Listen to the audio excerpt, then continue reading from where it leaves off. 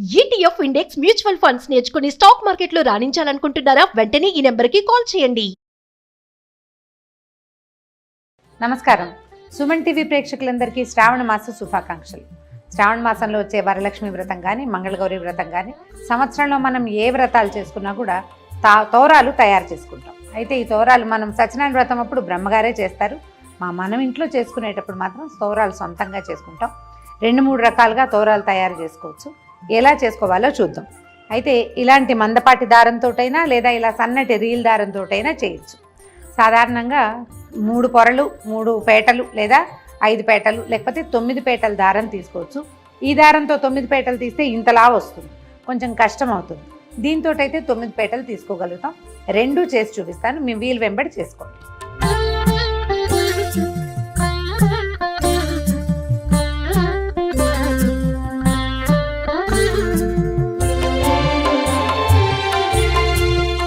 ఒకటి,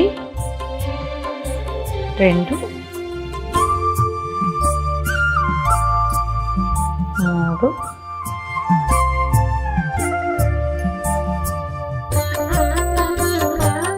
4, 5.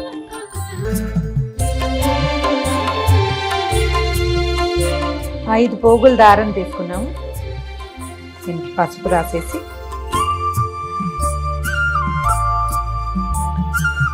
సెంటర్లో ఒక ముడి వేసుకోవాలి.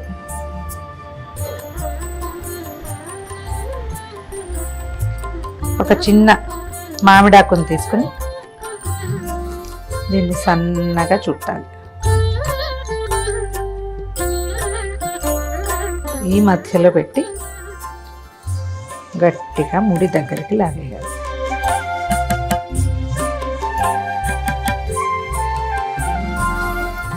సెంటర్లో ఉంది కదా, ఇటు 4 సాదా ముళ్ళు వేసేస్తాం.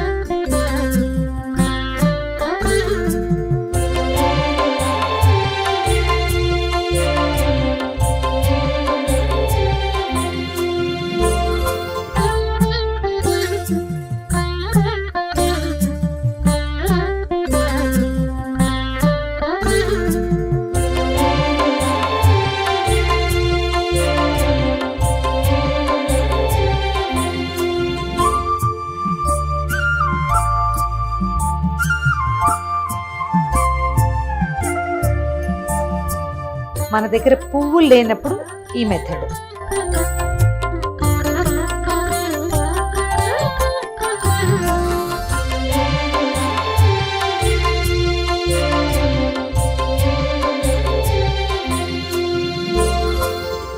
ఐదు పొరలే తీసుకున్నాము.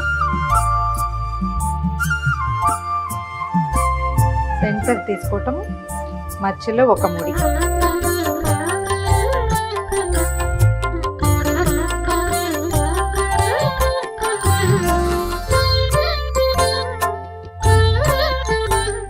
మధ్యలో పెట్టి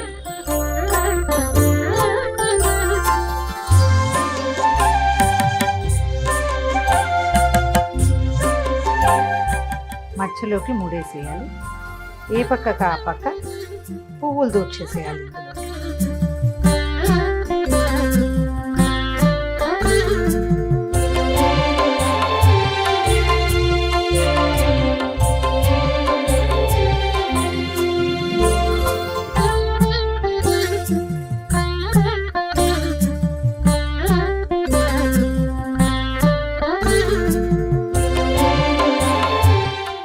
ఇది మందపాటి దారం కాబట్టి ఇలా వేస్తాం.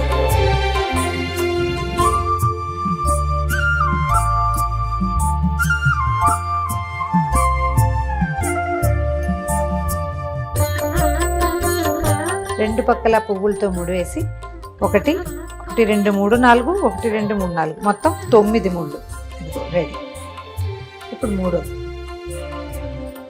ఈసారి సన్నటి రీల్ తీసుకుంటాము. కొందరిళ్లలో 9 పోగులు వేసే అలవాటు ఉంటుంది. ఆ 9 పోగులు ఈ దారంతో అయితే బాగా కుదురుతుంది.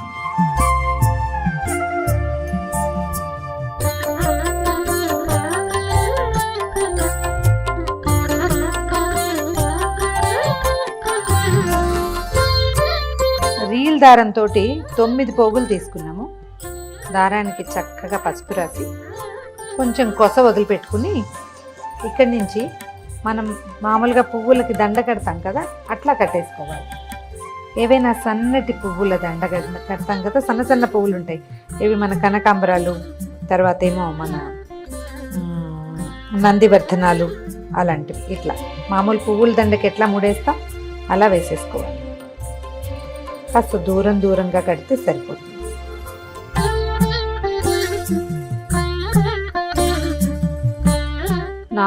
దాని ముళ్ళు పడ్డాక 5వ ముడికి ఒక చిన్న మామిడి ఆకుని పెట్టుకుంటాం.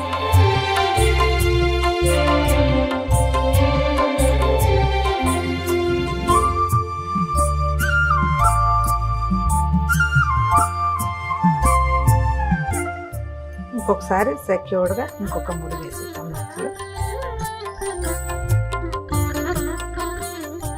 ఇంకొక 4 ముళ్ళు వేస్తే సరిపోతుంది.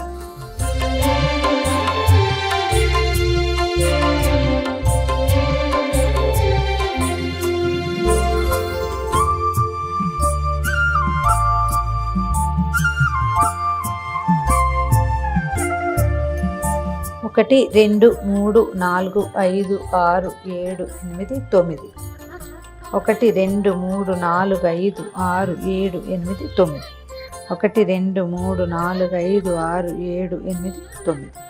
ఈ 9 గ్రంథులకి పూజ చేస్తారు. అమ్మవారి ఒక్కొక్క నామాన్ని చెప్తూ ఓం కమలాయై నమః ప్రథమ గ్రంథిం పూజయామి, ఓం రమాయై నమః ద్వితీయ గ్రంథిం పూజయామి, ఓం లోకమాత్రే నమః తృతీయ గ్రంథిం పూజయామి, ఓం విశ్వజనన్యై నమః చతుర్థ గ్రంథిం పూజయామి, ఓం మహాలక్ష్మ్యై నమః పంచమ గ్రంథిం పూజయామి, ఓం క్షీరాబ్ధితనయాయై నమః షష్టమ గ్రంథిం పూజయామి, ఓం విశ్వసాక్షిణ్యై నమః సప్తమ గ్రంథిం పూజయామి, ఓం చంద్రసోదర్యై నమః అష్టమ గ్రంథిం పూజయామి, ఓం శ్రీవరలక్ష్మ్యై నమః నవమ గ్రంథిం పూజయామి.